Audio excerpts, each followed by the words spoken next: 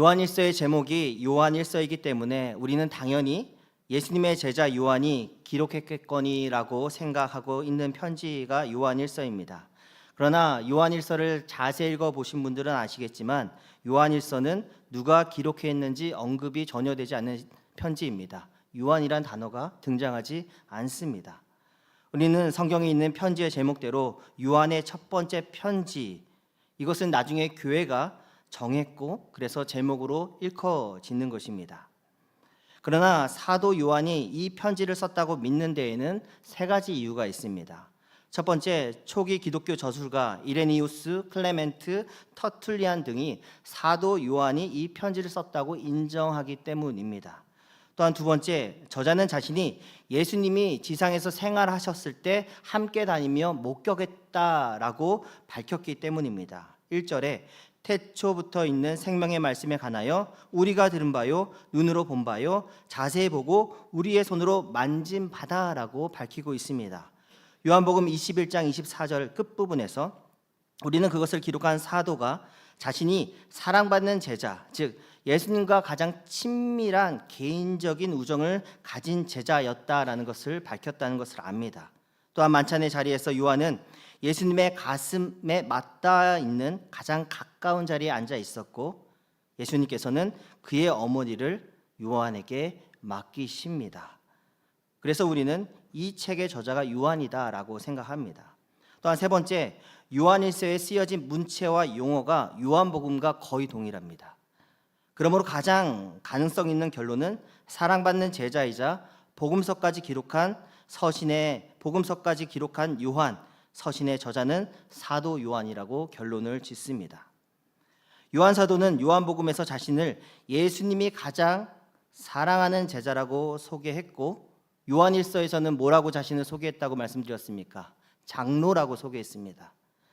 요한일서에서는 자신이 교회의 큰 어린이자 아버지로 소개합니다.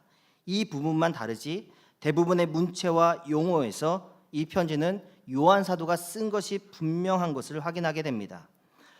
무엇보다도 독특한 부분은 이 부분은 저의 내적인 해석인데 자기 스스로를 향한 애정 어린 호칭을 하는 것처럼 요한일서에 등장하는 성도들, 청년들 그리고 사람들을 부르는 호칭이 남다르고 애정이 가득하다고 말씀드렸습니다.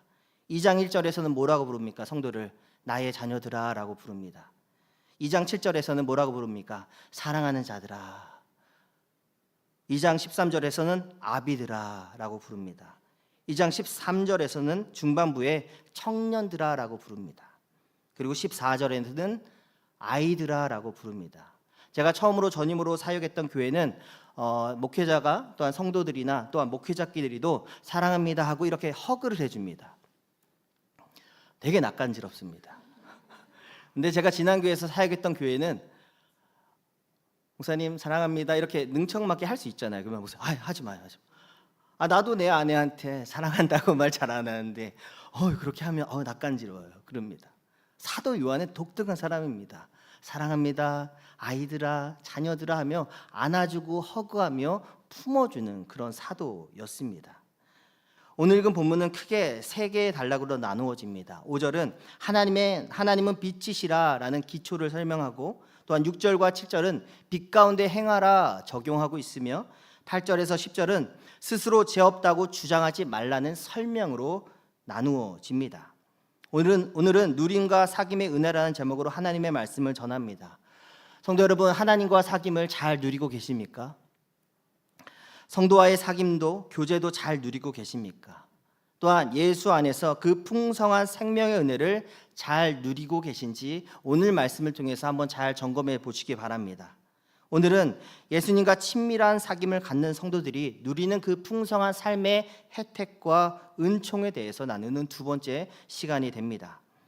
빛의 주된 가치는 무엇입니까? 부정적인 위험으로부터 우리를 피하도록 도와줍니다. 어둠 속을 걷다 보면 우리는 무언가 걸려 넘어질 수도 있고 낮게 들이운 기둥 같은 거에 머리가 부딪힐 수도 있습니다. 어둠은 위협으로 가득 차 있습니다. 하지만 빛은 이 모든 것을 바꿉니다. 위험을 드러내고 어떤 위험이 도사리고 있는지 그 가능성을 우리에게 보여주어서 우리를 자유롭게 합니다. 성경은 하나님 안에 어둠이 없다고 말합니다. 다시 말해 하나님 안에는 숨어있는 그림자가 없다고 말합니다. 숨겨진 의도가 전혀 없으십니다. 하나님은 빛이시며 그분 안에는 하나님이 우리를 사랑하심이 그대로 드러난다라는 것입니다. 그래서 성도가 하나님의 빛 안에 있으면 후회도 없고 실망도 없으며 완전하며 영원한 기쁨 가운데 살게 됩니다. 하나님이 숨겨진 의도가 있어서 우리를 속이시고 지옥의 절벽으로 떨어뜨리는 일은 없습니다. 믿으시기 바랍니다. 그러므로 하나님의 영광의 강체가 우리 가운데 비칠 때 누구든지 온 마음을 다해 하나님을 찬양하고 하나님께 나아가는 자는 하나님이 안아주십니다. 하나님이 품어주시고 하나님의 성령을 우리 가운데 부어주십니다. 그런데 6절은 말씀합니다. 만일 우리가 하나님과 사귐이 있다 하고 어둠에 행하면 거짓말하고 진리를 행하지 아니함이다 라고 말씀합니다. 입으로는 나는 하나님 잘 믿습니다. 나는 교회를 잘 다닙니다. 성경도 100독 이상 했고 누구보다도 기도를 열심히 합니다 말합니다. 그런데 그 성도의 선택과 삶의 행태와 그리고 모습에서는 빛의 열매가 하나도 안 보입니다. 오히려 세속적이고 말과 행동과 태도에서 늘 어두운 그림자가 짙게 그리워져 있습니다.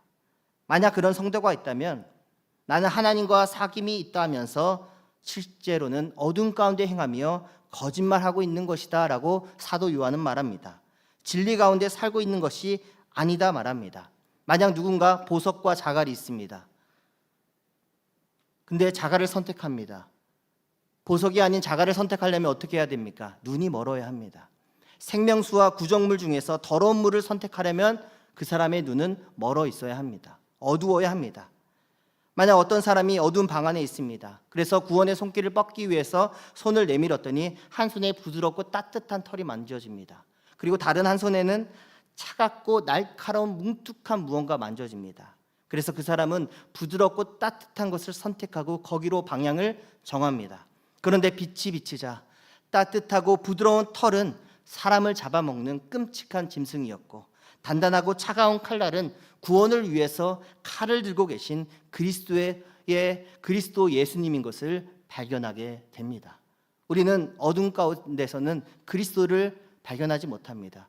그리스도를 선택하지 못합니다. 내 마음이 원하는 따뜻하고 부드러운 것에 향하게 되어 있다라는 것입니다. 그러므로 성도 여러분, 어둠 가운데 있는 사람들은 나를 해치고 잡아먹는 괴물에 대한 욕망의 지배를 받게 됩니다. 왜 그렇습니까? 그가 어둠 가운데 있기 때문입니다. 하나님보다 세상을 더 사랑한 사람들은 누구나 어둠 속에 있습니다. 요한복음 3장 19절에 빛이 세상에 왔을 때 사람들이 자기 행위가 악함으로 빛보다 어둠을 더 사랑한다고 말합니다. 이것이 사람의 원래의 본 모습입니다. 그리스도 안에 있다라고 말해도 진리를 선택하지 않는 사람들은 어둠 가운데 살아가고 있는 사람이라는 것입니다. 생각보다 사람들의 눈이 어두워졌을 때 추구하게 되는 것은 1초에서 2초도 안 되는 쾌락에 빠져버립니다. 부드럽고 따뜻하다라고 느끼는 내가 느끼는 욕망에 사로잡히며 살게 된다라는 것입니다. 그러므로 한번 점검해 보십시다. 만약 나라는 사람이 어느 날부터인가 하나님에 대한 주제로 말하는 것이 흥미를 잃고 재미를 못 느낍니다. 그리고 회피하게 됩니다. 또한 교회를 나와도 기도가 잘 안 됩니다. 기도가 거의 나오지 않고 대충 형식적으로 때우다가 나갑니다. 설교 시간에 하나님의 말씀이 더 이상 달콤하게 들리지 않습니다. 그러한 나 자신을 발견하게 된다면 어둠의 끝자락에 서 있다라고 생각하셔도 무방합니다. 어둠 속을 걷는 사람들은 하나님보다 세속적인 것을 더 갈망합니다.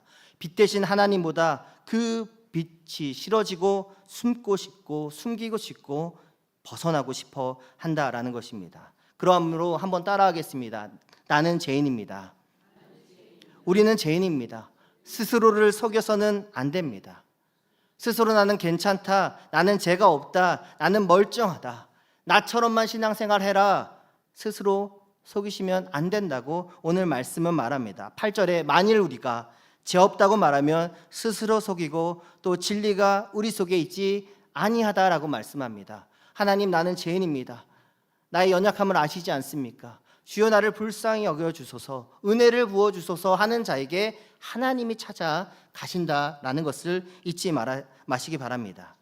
그래서 성경에서 말하는 하나님과 교제한다는 것은 내가 하나님께서 보시는 방식으로 세상을 보고 하나님께서 보시는 방식으로 사물과 사람들을 보는 것입니다. 하나님의 마음을 내가 품는 것입니다. 하나님에 대한 갈망, 하나님에 대한 그 은혜의 속성 안으로 우리가 들어가야 한다는 것입니다. 그래서 우리가 입으로 하나님과 교제한다고 하든 안 하든 그 사람이 세상에 대한 욕망으로 가득 차 있는 태도를 본다면 그 성도는 어둠의 끝자락에 있는 성도라고 봐도 됩니다. 그래서 7절은 5절에 긍정적인 적용을 부어주는데 우리 한번 같이 7절 읽도록 하겠습니다. 시작. 그가 빛 가운데 계신 것 같이 우리도 빛 가운데 행하면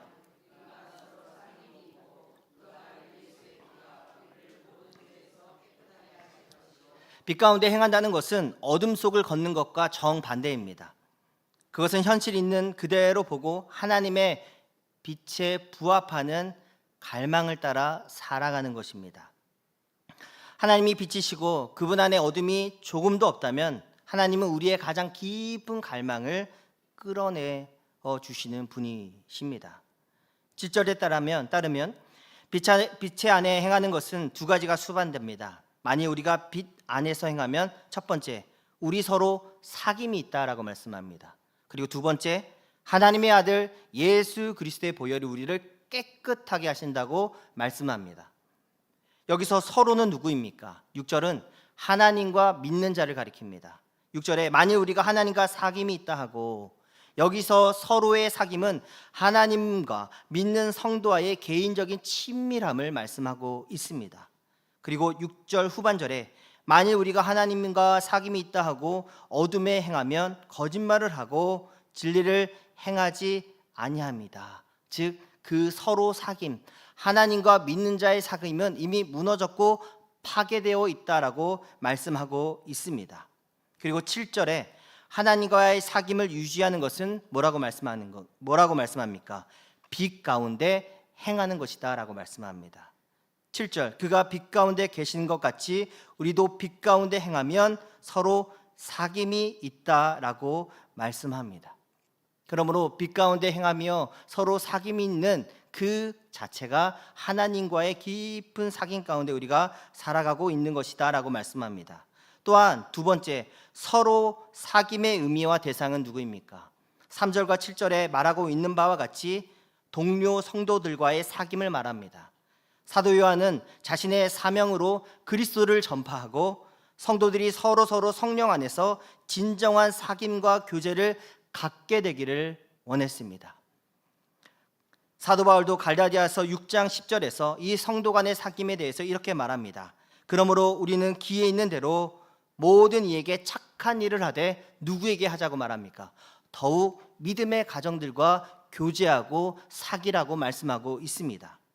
7절은 하나님과 믿는 자들의 깊은 연합, 이것은 마치 귀한 보석과 같고 서로 위하고 챙겨주는 것은 빛 안에서 행하는 것이고 빛 안에서 서로 교제하는 것이라고 말씀합니다.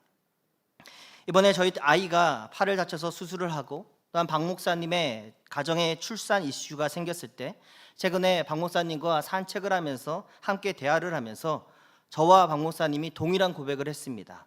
참 감사하다. 좋은 교회와 좋은 성도들을 만나서 참 고맙고 다행이다 라는 고백을 동일하게 그렇게 같은 신앙적인 경험적 고백을 하면서 서로 위로를 받았습니다. 또한 최근에 2주 동안 있었던 장례를 통해서 우리 성도들의 저력을 보았고 성도 간에 서로 위하며 세워주는 모습을 보면서 참 좋은 교회와 좋은 성도와 그리고 아름다운 교제가 있는 교회임을 다시 한번 확인할 수 있었습니다. 우리가 예수 안에서 참 보람 있다, 그리고 참 풍성하고 넘치는 은혜다 고백할 수 있는 것은 하나님의 은혜 안에서 우리가 서로를 사랑하고 섬기고 있기 때문인 줄 믿습니다. 그러면 마지막으로 7절 말씀을 중심으로 우리가 빛 가운데 살아가며 행하는 모습과 그리스도의 피가 우리를 죄에서 깨끗하게 하는 것이 어떤 연관이 있는지, 그 능력과 힘이 무엇인지 두 가지로 살피고 말씀을 마무리하길 원합니다. 우리 7절 한 번 더 같이 읽도록 하겠습니다. 시작. 그가 빛 가운데 계신 것 같이 우리도 빛 가운데 행하면 우리가 서로 사귐이 있고 그 아들 예수의 피가 우리를 모든 죄에서 깨끗하게 하실 것이요. 빛 안에서 행함은 단순히 어떤 추상적인 의미와 사상을 얘기하는 것이 아니라 그리스도 안에서 살아가는 삶의 방식입니다. 행함은 그 사람이 그렇게 살아가고 있음을 우리에게 보여주는 것입니다. 또한 두 번째, 예수님의 피로 우리의 모든 죄에서 우리를 깨끗하게 하신다는 것은 무엇을 의미합니까? 우리가 빛 가운데 행할 때 예수님의 피가 우리를 죄짓지 않게 지켜준다는 의미입니까? 아니면 우리가 빛 가운데 행할 때 예수님의 피가 우리 죄를 덮어주고 무효화시킨다는 의미입니까? 다시 말해서 신학적인 용어를 조금 섞어서 말하자면 점진적인 성화를 가리키는 것입니까? 아니면 칭의와 지속적인 경험을 가리키는 것입니까? 제가 두 가지를 다 언급하는 이유는 둘 다 충분한 메시지와 이유를 우리에게 주기 때문입니다. 첫 번째, 그리스도께서 흘리신 피가 우리의 모든 죄를 씻어주고 영원하신 하나님께 용납되어 얻게 하는 칭의의 효력을 주십니다. 믿으십니까? 그리고 두 번째, 예수님의 보혈이 지닌 도덕적인 능력이 우리를 세속의 유혹으로부터 이겨내게 해주고 점진적인 성화와 기쁨을 매일 맛볼 수 있도록 이끌어 주시는 능력임을 믿으십니까? 우리가 신앙생활하면서 꼭 기억해야 하는 것은 그리스도께서 오신 이유는 단순히 우리 죄를 이렇게 덮어주기 위해서 오신 분이 아니십니다. 우리 죄를 정복하기 위해서 오셨습니다. 아멘. 그리스도께서 우리를 의롭게 하시기 위해서만, 의롭게 하기만 위해서 오신 것이 아니라 거룩한 능력 가운데 살아가기 위해서 우리 가운데 오신 줄 믿으시기 바랍니다. 단순히 너는 무죄다, 너는 죄가 없다, 이것을 선고하러 오신 것만이 아니라 죄인으로 하여금 회개하고 거룩한 능력 가운데 살게 하시기 위해서 오셨음을 믿으시기 바랍니다. 우리의 자녀 가운데 한 명이 나이가 차고 분명히 성장했음에도 불구하고 저녁에 잘 때면 꼭 엄마 아빠 방에 옵니다. 돌아가 하여도 자기 방에서 이상한 소리가 난대요. 무섭대요. 괜찮아 하고 돌려보냅니다. 그러면 10분 있다 쭈루루루 다시 옵니다. 1분만 있다 갈게. 이젠 산수를 배워서 한 60초만 있다 갈게. 이렇게 얘기합니다. 그러면 제가 셉니다. 1, 2. 그리스도 안에서 우리가 성장한다는 것이 무엇입니까? 하나님이 나의 죄를 덮었으니까 아싸 좋다, 이것이 아닙니다. 세상에 나가서 거룩한 하나님의 백성으로 능력 있게 살아가야 하는 것입니다. 우리 전 목사님의 사모님이 앞에 앉았습니다. 그래서 왜 여기 있지? 영서로부터 자유를 얻은 거죠. 유치원에 갔답니다. 성장하고 성숙하는 거, 유치원에 가고 학교에 가고 이런 거 아닌가 생각이 됩니다. 그리스도 안에서 하나님이 우리에게 주신 것은 너가 의롭다, 너는 이제 죄가 없다 만이 아니라 세상에 나가서 거룩한 능력을 보여주고 하나님의 뜻을 이루며 살아가기를 원하신다는 것을 꼭 기억하시기 바랍니다. 그리스도께서 자신의 목적을 이루기 위해 피를 흘리셨다면 그리스도의 보혈은 죄를 덮는 것을 넘어 죄를 정복하고 한 사람의 인생을 완전히 새롭게 하여 정복한다라는 것이 적용되어야 합니다. 이 피의 지속적인 효과는 우리의 마음을, 우리의 양심을 새롭게 해서 죄를 짓는 것에 만족하는 것이 아니라 하나님의 뜻을 이루는 것에 만족하며 달려간다라고 말씀합니다. 히브리서는 이 양심과 마음에 대해서 이렇게 말합니다. 9장 14절에 하물며 영원하신 성령으로 말미암아 흠없는 자기를 하나님께 드린 그리스도의 피가 어찌 너희 양심을 죽은 행실에서 깨끗하게 하고 살아계신 하나님을 섬기지 못하게 하겠느냐라고 말씀합니다. 그리스도의 보혈이 능력 있습니다. 그리스도의 보혈이 우리를 새롭게 합니다. 아멘이시죠? 이것이 그리스도의 보혈의 도덕적이며 윤리적인 효과입니다. 이렇게밖에 표현을 못하겠습니다. 그리스도의 보혈이 도덕적이고 윤리적인 효과를 내며 믿는 자의 마음속에서 점진적으로 역사해서 빌립보서 1장 6절에서 말씀하시듯이 그리스도 예수의 날까지 우리를 온전히 이끌어 가시고 인도하십니다. 이에 가장 가까운 증거가 9절입니다. 9절 같이 있습니다. 시작. 만일 우리가 우리 죄를 자백하면 그는 미쁘시고 의로우사 우리 죄를 사하시고 모든 불의에서 우리를 깨끗하게 하실 것이요. 7절에 그리스도의 보혈이 죄를 깨끗하게 한다라고 말씀합니다. 또한 9절에는 죄가 용서되고 또한 죄가 깨끗함을 입는다고 말씀합니다. 빛 가운데 행하며 우리의 죄를 털어내듯 씻어내듯 자백하는 성도의 삶 가운데 성령 하나님께서 깊숙하게 역사하신다고 말씀합니다. 성도 여러분, 마지막 질문입니다. 자백은 어렵습니까? 하나님 앞에 나의 죄를 회개하고 기도하는 것은 어렵습니까? 생각보다 어렵습니다. 아담과 하와가 선악과를 따먹고 어떻게 합니까? 숨어버립니다. 아담아, 네가 어디 있느냐? 하나님이 찾고 찾으실 때까지 아담은 숨습니다. 어둠 가운데 갇혀 살아가는 성도는 자백하는 것 쉽지 않습니다. 하나님, 내가 죄인입니다. 내가 잘못했습니다. 하나님, 어찌하면 좋습니까? 이 기도 형식적으로도 하기가 어렵습니다. 비단으로 나오셔서 예배 가운데서 기도하는 가운데서 나의 입술을 열고 나의 마음을 열어서 하나님 앞에 자백 기도하는 사람 가운데 하나님은 반드시 찾아오십니다. 누가복음에 소개되는 한 세례의 기도에서 그는 자신의 가슴을 치며 잘못했습니다, 내가 죄인입니다 고백하는 그 기도를 보셨을 것입니다. 그리고 예수님은 그의 기도가 하나님께 용납되었다라고 말씀하십니다. 성도 여러분, 하나님 앞에 나아갈 때 나를 꾸미며 나를 감추지 마시고, 하나님, 나는 죄인입니다. 나는 연약합니다. 어떻게 살아야 합니까? 어떻게 걸어가야 합니까? 거룩한 능력 가운데 살아가기 원하는데 너무나 나의 입술과 나의 마음이 부정합니다 고백하며 나아가는 자에게 하나님이 그를 깨끗하게 하시며 용서하시며 거룩한 삶의 능력 가운데 살아갈 수 있도록 인도해 주시는 분임을 믿으시기 바랍니다. 그러므로 자백해야 할 문제가 있고 회개하며 하나님 고백해야 될 문제가 있을 때 빠르게 신속하게 주님 앞에 나오시기 바랍니다. 형식적이고 그저 하는 기도가 아니라 하나님 앞에 간절하게 부르짖는 우리 모두 되어지기를 소망합니다.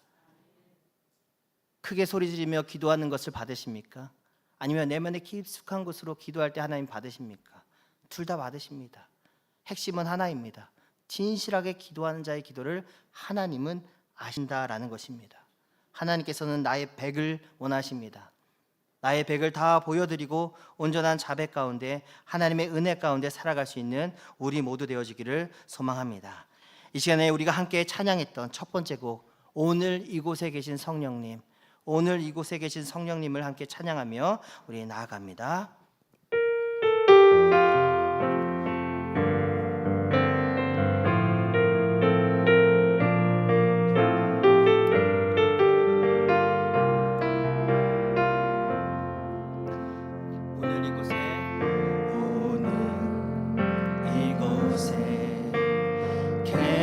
성령님 우리에게 말씀하시고 우릴 가르치소서. 닫힌 우리 맘 열어주시고 주의 빛으로 밝혀 우릴 인도하소서.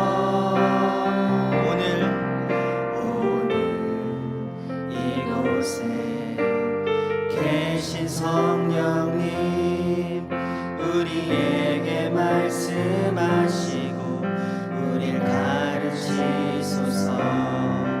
닫힌 우리 맘 열어주시고 주의 빛으로 밝혀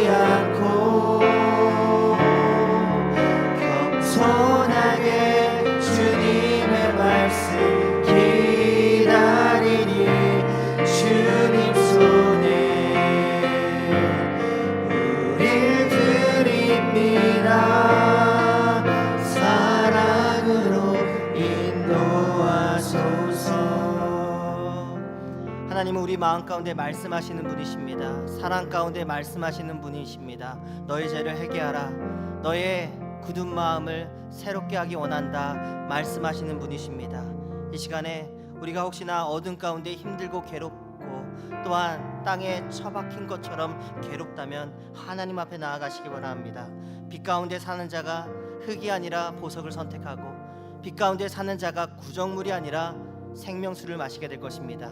하나님 생명수를 마시기 원합니다. 주님과의 교제의 풍성함을 누리기 원합니다. 내가 누리기 원합니다. 우리가 누리기 원합니다. 우리 주여 한번 부르고 기도하도록 하겠습니다. 주여, 하나님 생명수의 풍성한 은혜를 우리가 누릴 수 있게 하여 주시고 내가 누릴 수 있게 은혜를 베풀어 주시옵소서. 빛 가운데 사는 자는 회개하며 하나님의 은혜 가운데 산다고 말씀하였습니다. 하나님 오랜 시간 교회를 다녔고 하나님 오랜 시간 예배를 드렸지만은 하나님과의 그 풍성한 교제를 내가 누리고 있지 못한 성도들이 있습니까? 하나님 내가 누리기 원합니다. 찬양하며 누리기 원합니다. 기도하며 누리기 원합니다. 예배드리며 누리기 원합니다. 말씀을 들으면서 하나님께서 내게 터치하시고 아버지 문을 두드려 주시는 그 은혜와 은총을 내가 누릴 수 있게 도와주시옵소서. 우리의 자녀들이 누리기 원합니다. 하나님 우리의 가족이 누리게 하여 주시고 우리 성도 한 명 한 명이 누릴 수 있도록 도와주시옵소서. 혹시나 마음 가운데 후회와 절망과 괴로움과 어둠 가운데 하나님과의 깊은 교제를 누리고 있지 못한 성도들이 있습니까? 하나님 빛 가운데 인도하여 주시고 빛을 비춰주시며 그 빛을 싫어하고 외면하고 아버지 뒤돌아서는 것이 아니라 맞아들이고 환영하며 살아갈 수 있는 우리 성도 되어줄 수 있도록 주님 붙잡아 주시고 하나님 함께하여 주시가지를 소망합니다. 아버지요 이끌어 주시옵소서. 너 예수께 조용히 나아가 아버지 너의 마음에 있는 모든 것을 다 쏟아놓으라고 말씀하신 그 찬송을 기억합니다. 예수님께 조용히 나아가 내 마음에 있는 모든 것을 다 쏟아놓으며 나아갈 수 있는 우리 성도들 다 되어줄 수 있도록 도와주시고 여기의 성도들 청년들 청소년들 아버지 우리 작년 모든 성도들 다 그 마음으로 하나님 앞에 나아갈 수 있도록 도와주시옵소서. 예수 안에서 누리는 그 자유와 기쁨과 평강을 누리게 하여 주시고 은혜를 베풀어 주시옵소서. 빛 안에서 생명을 누리는 그 은총을 목회자가 설교자가 누리고 나아갈 수 있도록 도와주시옵시고 하나님 우리 일상생활 가운데서 편만하게 빠지는 그 은총을 누릴 수 있도록 도와주시옵소서.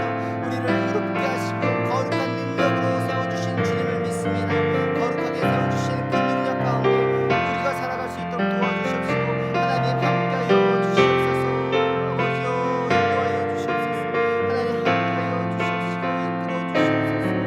아버지요 예수님의 보혈을 의지하며 나아갈 수 있는 우리 모두 되어줄 수 있도록 도와주시옵소서. 이 시간에 한 번 더 기도합니다. 예수님의 보혈을 의지하여서 이 시간에 기도할 때 하나님 예수님의 보혈을 내 머리부터 발끝까지 붓습니다. 예수님의 보혈의 그 피를 우리 가정 가운데 쏟아 붓습니다. 예수님의 보혈의 능력으로 의롭게 하심을 감사합니다. 예수님의 보혈의 능력으로 거룩하게 하게 하시고 능력 있게 하심을 감사합니다. 이 시간에 기도하실 때 내 주변에 아직도 주님의 보혈의 능력 가운데 살지 못하는 성도가 있다면 그 거룩의 능력을 발견하게 하시고 또 우리의 자녀들이 그 거룩한 능력 가운데 살아가게 하시며 우리의 가정과 우리의 교회 공동체가 능력 있게 쓰임받고 세워질 수 있게 해달라고 우리 주여 한번 부르고 한 번 더 기도합니다. 주여 하나님 주님의 보혈의 능력은 우리를 새롭게 하고 우리를 능력 있게 하며 거룩하게 힘있게 살아가게 하신 줄 믿습니다. 단순히 나의 죄를 덮고 그치는 것이 아니라 우리를 새롭게 하고 도덕적으로 새롭게 하며 능력 있게 하며 우리로 하여금 세상 가운데서 아버지 세속에 물들지 않고 유혹에 빠지지 않고 오히려 세상 가운데서 하나님의 사람들을 불러내고 예수 믿지 않는 사람들을 전도하며 능력 있게 살아가는 줄 믿습니다. 하나님 우리 자녀들 우리 가정 속에 있는 우리 자녀들도 주의 보혈의 능력 가운데 담대하게 하시고 능력 있게 하시며 성장하고 성숙한 하나님의 사람들로 세워줄 수 있도록 도와주시옵소서. 우리 교회 공동체의 청소년들과 청년들과 아버지 하나님의 사람들이 능력 있게 세워지게 하여 주시옵소서. 주의 보혈을 머리부터 발끝까지 쏟아 붓습니다. 주의 보혈의 능력으로 우리의 연약한 것들이 낫게 하여 주시옵소서. 우리의 정서적인 연약함이 낫게 하여 주시옵소서. 우리 자녀가 치유되게 하여 주시옵소서. 우리의 연약한 모든 것이 회복되게 하여 주시옵소서.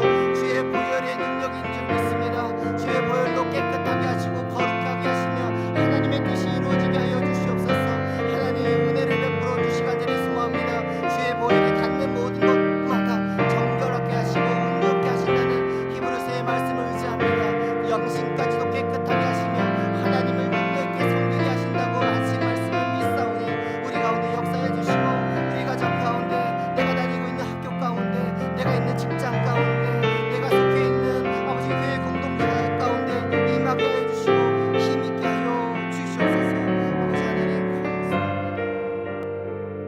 마지막으로 한 번 더 기도합니다. 찬송가 539장 너 예수께 조용히 나가 4절에는 너 주님과 사귀어 살면 새 생명이 넘치리라.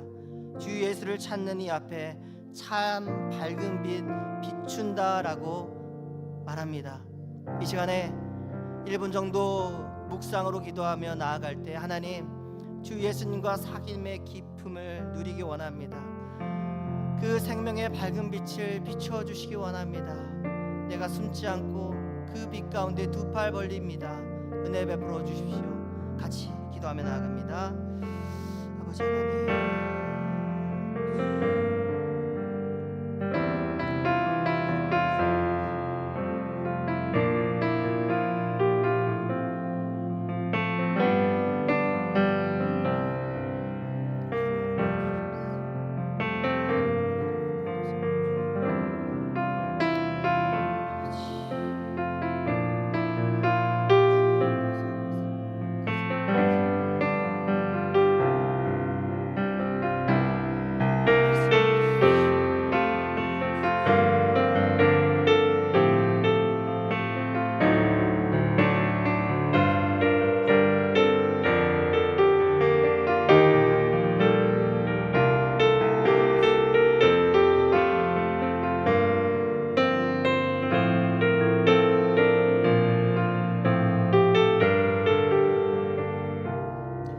예수님을 친구로 삼아 늘 옆에 모시며 살아갈 수 있는 우리 모두 되게 하여 주시옵소서. 이 시간에 하나님 앞에 빈손으로 나오지 아니하고 감사의 예물과 또한 하나님의 은혜 가운데 한 달이 되게 해달라고, 하나님의 은혜 가운데 우리의 자녀와 부부가 모두 건강하게 해달라고 기도 제목을 올려드린 소원이 있습니다. 또한 하나님 이 나라에 대통령이 세워졌습니다. 하나님 그를 지혜롭게 하시고 또한 인도하여 주시며 우리 모든 백성들도 극단적인 정치적인 성향에 빠진 것이 아니라 균형 있게 보면서 하나님의 뜻을 이루어 나아가는 하나님의 사람들 다 되어줄 수 있도록 주님 붙잡아 주시옵소서. 이를 위해서 기도 제목을 올린 기도 제목도 받아 주시옵소서. 하나님 영원한 빛과 생명빛 안에서 우리를 이끌어 가실 주님을 의지하며 이 시간에 주님이 가르쳐 주신 기도를 믿음으로 고백하오니 하늘에 계신 우리 아버지여 이름이 거룩히 여김을 받으시오며 나라가 임하시오며 뜻이 하늘에서 이루어진 것 같이 땅에서도 이루어지이다. 오늘 우리에게 일용할 양식을 주시옵고 우리가 우리에게 죄 지은 자를 사하여 준 것 같이 우리 죄를 사하여 주시옵고 우리를 시험에 들게 하지 마시옵고 다만 악에서 구하시옵소서. 나라와 권세와 영광이 아버지께 영원히 있사옵나이다. 아멘.